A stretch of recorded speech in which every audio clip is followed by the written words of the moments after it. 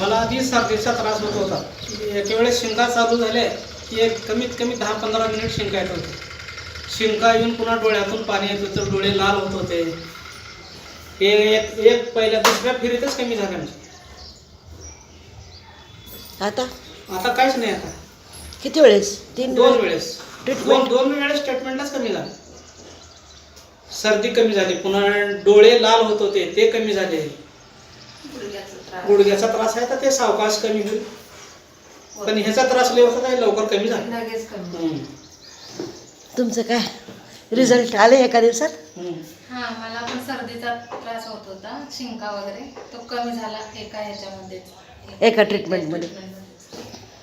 तुम्हाला काय फरक वाटलं का? तुम्हाला काय फरक वाटलं? मला दुखणं चालूच आहे. एकदा चालत ना. सरचं घ्या. लय चमकत आहे अजून. सरचं घ्या. सर सांगा. सर जरा काय करू बोला. व्हिडिओ पाहतो. रिझल्ट रिझल्ट रिझल्ट सर्व आहे. हां, मी या पहिल्यांदा आले आम्हाला कंबरदुखीचं माझं बंदच झालं. असं कमी झालं नाही तर बंदच झालं.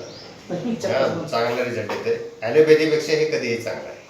पण एका सिटिंगमध्ये एका ट्रीटमेंटमध्ये कंबरदुखी एकदम कमीच झाली का? हो, आणि साईड इफेक्ट्स नाहीत. विशेष म्हणजे असे साईड इफेक्ट नसतात. ॲलोपॅथीमध्ये खूप साईड इफेक्ट असतात. पैशाचा अभावही होतो, शरीराची नासधूस होते त्या ॲलोपॅथीमुळं. पण ह्या ॲक्युप्रेशर ॲक्युपंक्चर याच्यामुळं काही आपल्याला काहीच म्हणजे साईड इफेक्ट तर नाहीच होत. झालाच तर फायदा होतो, नुकसान तर काहीच होत नाही.